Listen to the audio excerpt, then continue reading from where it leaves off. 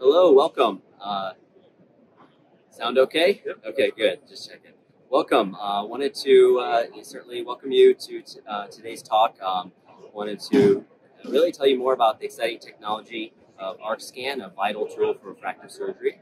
To talk a little bit about the ArcScan Insight 100, this is a device that is pretty neat in what it does relative to any of the other technologies we have out there today.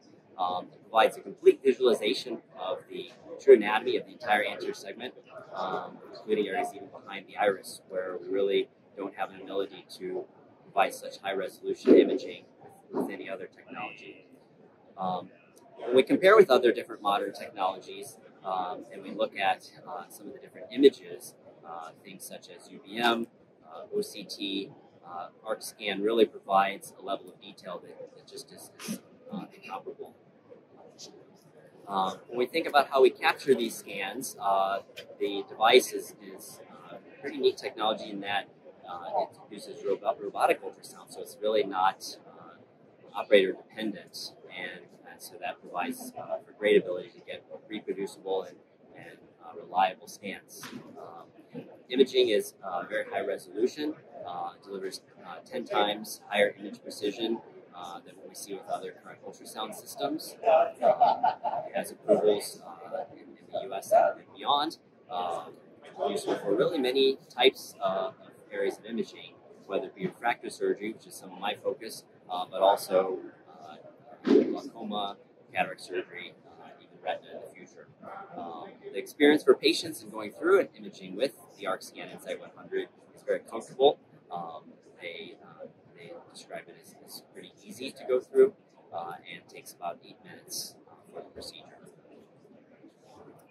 There's many scan types. When we think about some of these that I was alluding to earlier, there are scan types for glaucoma, providing imaging of iris detail, showing the angle all in one image, showing things such as even structures behind the iris and into the ciliary body area. There's imaging for cornea, so this can be useful for both pre and post-op surgery for LASIK, SMILE, PRK. It's useful in detection of keratoconus, useful in evaluating other pathologies or injuries. Further, it has anterior segment imaging capabilities. These capabilities allow for things such as sulcus measurements, which we find useful in our practice related to VISI and ICL surgery, as well as other assessment of different pathologies, ancillary body cysts, iris tumors, among other things. Lastly, it can provide imaging, pretty extensive imaging into the lens capsule area, unlike really any other system. To give you an example of a scan that we use for pre-op ICL sizing, we have an image here that can show us things like sulcus measurements, sulcus lens rise, among others. And these can be quite useful, which I'll talk about more here shortly. And so with this, it can measure these different areas, using calipers to show the measurements, anterior depth, and many other parameters of the anterior. When we look at this can be helpful also in post-op imaging with ICL. Because of ICL, there's value in us really knowing patients' lens vault, and so when we're wanting to assess how patients doing both preoperatively and predicting the lens vault, but also post-operatively and seeing that we've achieved that goal. This is very helpful. There are numbers of nomograms available that are helpful for the predictive side, so that we can arrive at the appropriate ICL size as we plan the patient's surgery. An example of a clinical case of a 38-year-old male who presented with vision changes. This is one of the earliest of the toric ICL patients upon approval in the United States, and he showed up a couple years later, interestingly, with some vision changes, and the ArcScan proved to be very helpful in assessing the lens tilt that was in place, causing his vision to have changed. Other areas, the automated keratoconus classifier is very useful. We think about this relative to some of the other technologies that we use, because we use OCT, for example, and looking at corneal epithelial thickness maps. This is helpful because with the keratoconus classifier, we are imaging really the full extent of the cornea. With many OCT devices, it's a smaller diameter that's being imaged. And so this is getting a fuller picture of the cornea, and this helps us to determine whether there may be underlying epithelial changes, which would be one of the earliest indications we might see in patients developing keratoconus.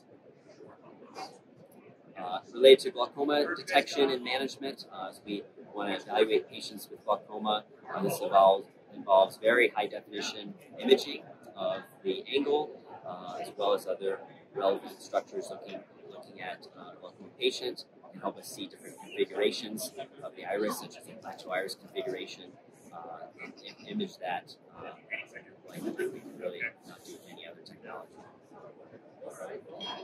So other examples, we can see patients who may have pigmentary glaucoma, as well as malignant glaucoma, and see some of the different configurations that may differ in their iris pattern or cellular body.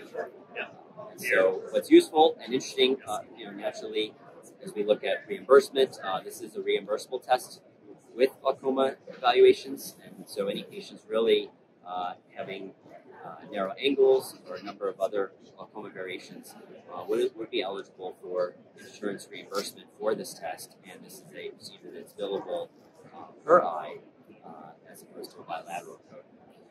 It's useful for other things that include pathology that might limit imaging or view into the eye, such as corneal scarring, opacity, or other abnormalities.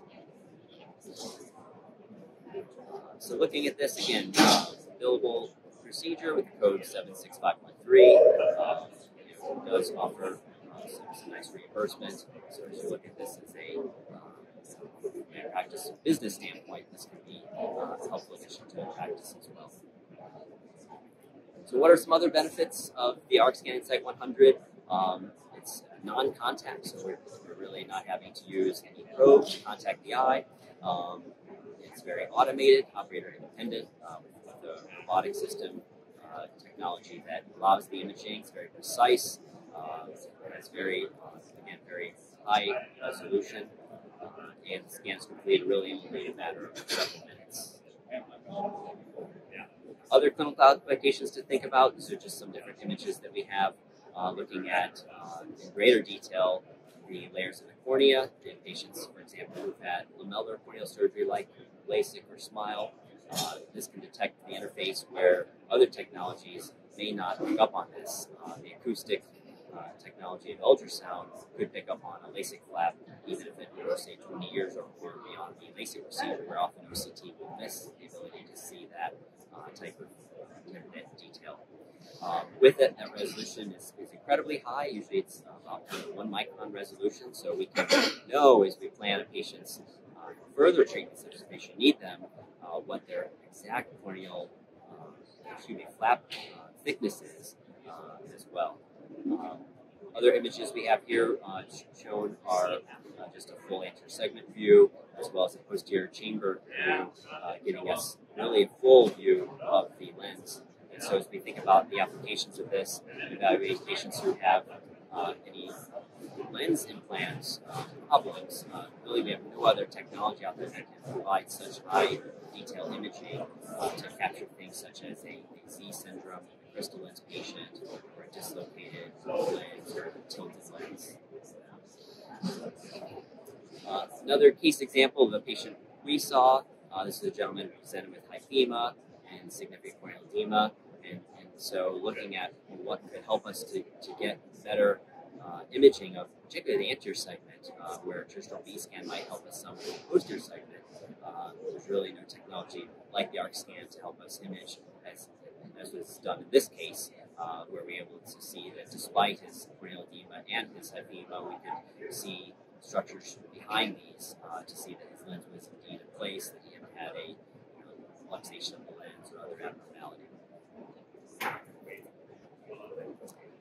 Post-op LASIK, this can be helpful, again, as I was sort of alluding to earlier, in seeing the detail of patient's LASIK flap and measuring in high resolution what the flap thickness may be, helps rule out other subtle abnormalities that could occur after LASIK. For instance, if a patient had corneal stria or microstria, what we would find is that their epithelium would remodel over time, making this less visible. However, that could be detected with the ArcScan Insight 100. Again, as I mentioned earlier, some of the corneal epithelial thickness mapping applications can be useful in even staging grades of keratoconus, so we can detect whether it's from a normal eye to mild all the way to severe keratoconus, and get a sense of really tracking a patient's progression with their keratoconus. So this is yet another way, other than say topography, that we might better assess that. And so here's some examples of images after LASIK showing some of the remodeling of a patient's epithelium in response to their having had LASIK.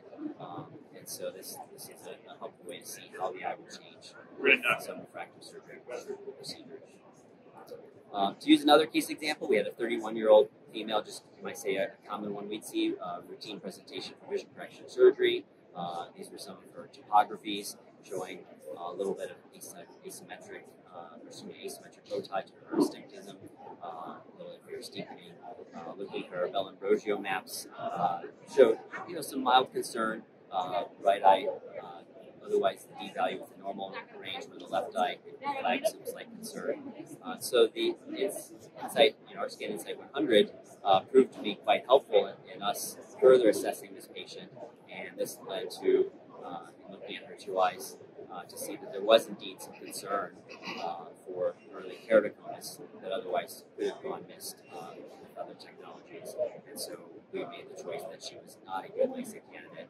Now we see the opposite as well. It's one of the other neat advantages we've seen with the ArcScan Insight 100 is that with it, a number of patients that might show an abnormal topography, when we subsequently check this with the ArcScan, we'll find that they may just simply have simple corneal epithelial thickness changes or thickening that makes them appear to have an abnormal or borderline topography.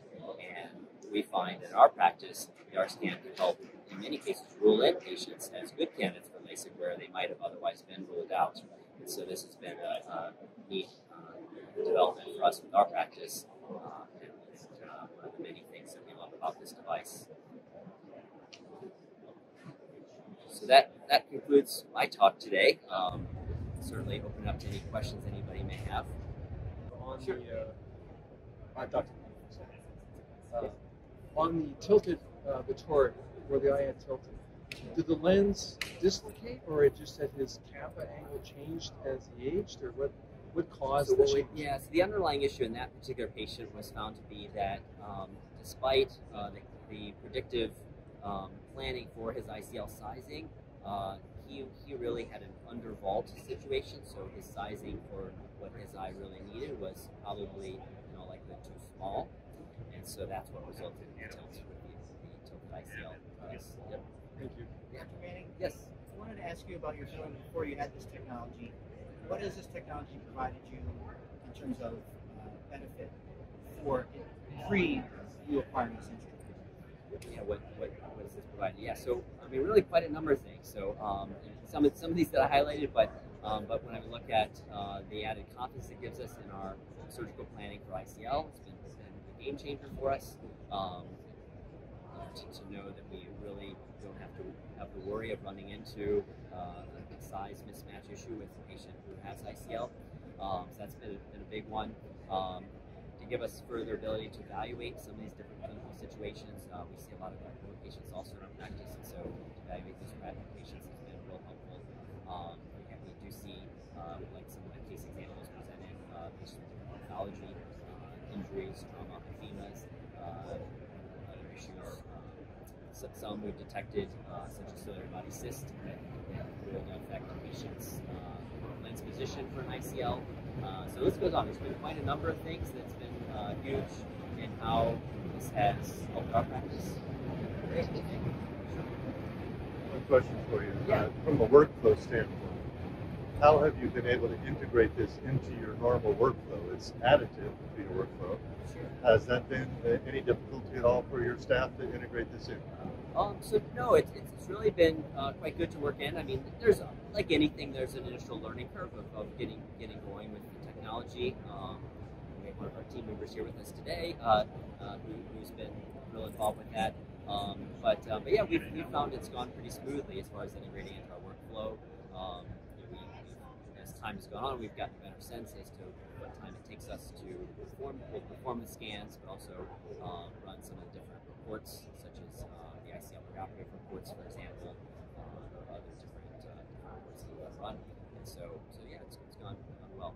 Yeah. What would be the top reason you would tell other doctors that are considering the device as to why they should purchase it? Why should purchase it?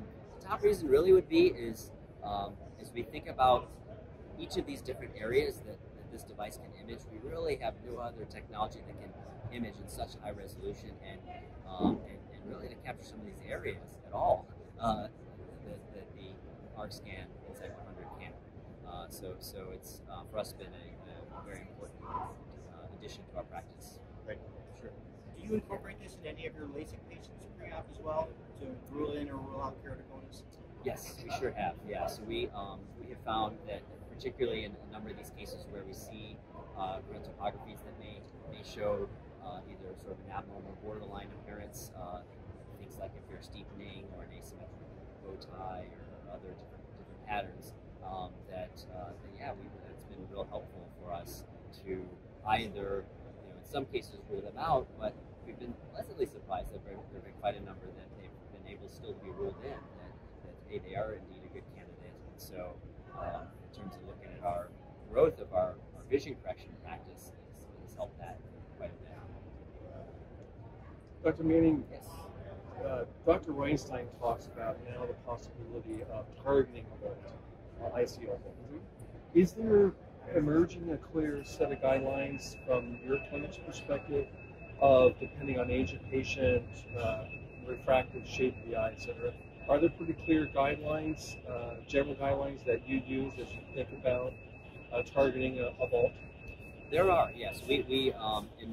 We've been very thankful for a lot of the work that Dr. Weinstein's done in that area, and he has with one of the things he's produced, the ICL sizing website that gives an ability to really input a lot of these measures we capture with the ArcScan Insight 100.